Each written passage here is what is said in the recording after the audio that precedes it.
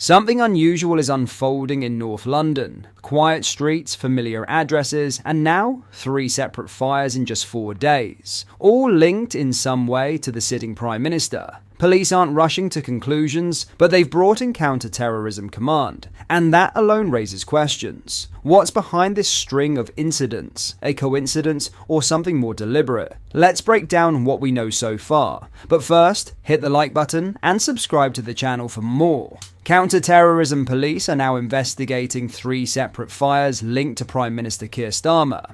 These incidents occurred over the course of just 4 days and involved 2 properties and a vehicle, all connected to him. While there's no confirmed motive yet, police have officially classified all 3 incidents as suspicious, and they're exploring whether the events may be related. This development raises questions not only about the security of public figures, but also about the growing tensions in British politics and public life. The first fire was reported on May 8th, involving a vehicle fire in the NW5 area, reportedly an old car once used by Starmer. At the time, it may have seemed isolated, but it didn't go unnoticed. Then, on May 11th, a second incident took place at the entrance of a property in North London, also linked to Starmer. In this case, firefighters wearing breathing apparatus had to assist someone to safety. Again, no injuries. But the nature of the fire suggested something beyond an accidental spark. The third fire occurred on May 12th, and this one hit directly at Starmer's personal residence,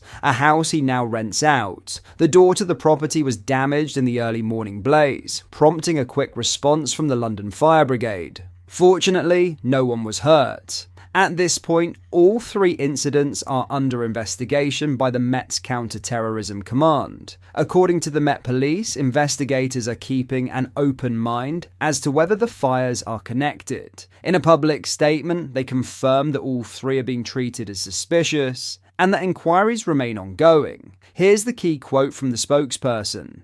The investigation team are also considering 2 other incidents, a vehicle fire in NW5 on May 8th and a fire at the entrance of a property in N7 on May 11th, and are investigating whether they may be linked to the fire in NW5 on May 12th. There's been no indication yet of a political motive, nor have any suspects been named, but the fact that these incidents all involve addresses or items linked to the Prime Minister is enough to raise concern, and to involve specialist units. Starmer's North London home has been the focus of protests before. In 2023, 3 individuals were convicted of public order offences after staging a demonstration outside one of his properties. They hung a banner reading "Starmer Stop the Killing" in reference to his stance on the Israel-Gaza conflict. Starmer's wife Victoria told Westminster Magistrates Court at the time that the protest made her feel uncomfortable and a bit sick. Those convicted were also found to have breached bail conditions. While those events were non-violent, they do provide context. This property has previously been used as a site of political messaging and disruption that may or may not be relevant to the current fires, but it's something investigators will no doubt consider.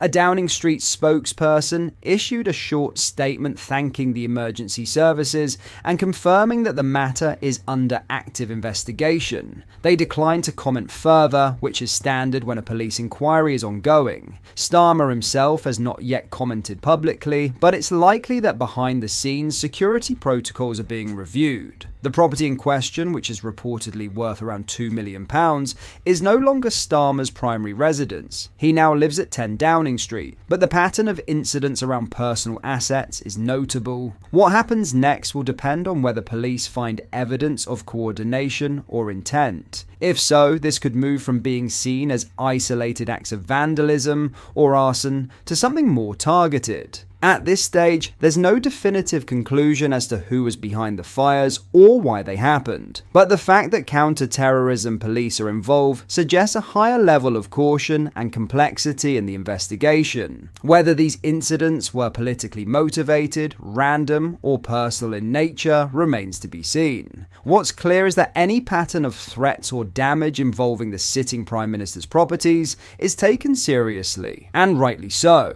As further updates emerge, the public will be watching not just for answers, but also for what this might indicate about the broader climate of security, protest, and political pressure in Britain today. In other news, Reform UK MP Sarah Pokin delivered her maiden speech in the House of Commons today, just days after her historic victory in the Runcorn and Helsby by-election. The new MP won her seat by a mere 6 votes in what she described as the closest by-election result in parliamentary history. "I'm so proud to be here. I feel incredibly privileged to stand in this place," Pokin told the chamber. She addressed the House less than a week after her election, explaining, "It's important that I make this maiden speech today. Some have raised eyebrows as I've only been here for less than a week." In her speech, she paid tribute to her Labour predecessor, Mike Amesbury, acknowledging his work on school uniform costs. In 2020, he won a ballot to introduce a private member's bill,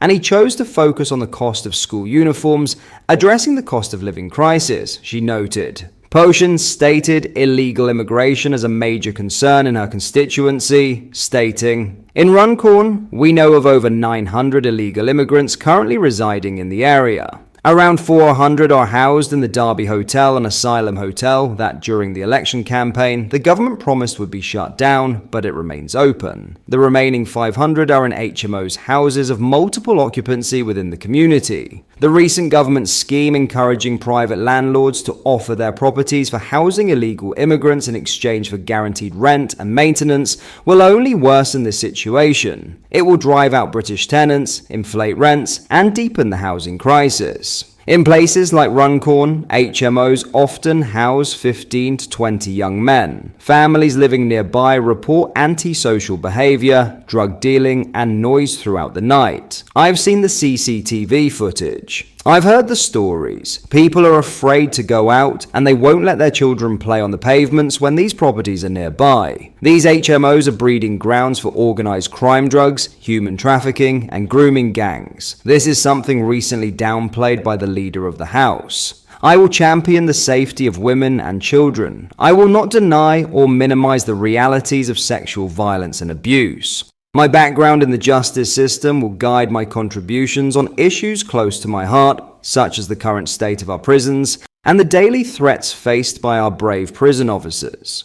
I've been asked many times over the past 10 days if I feel overwhelmed. I do not, she declared. She thanked the honourable member for Clacton for his vision, commitment and conviction that have brought a new voice into this chamber. Pokin assured fellow MPs, "You will find me fair, principled and dedicated to serving my constituents." She concluded with a message of determination. "I am not overwhelmed. I am respectful of this place, humbled by it, but I am ready for it." What are your thoughts on what we discussed in today's video? Let me know down in the comment section below.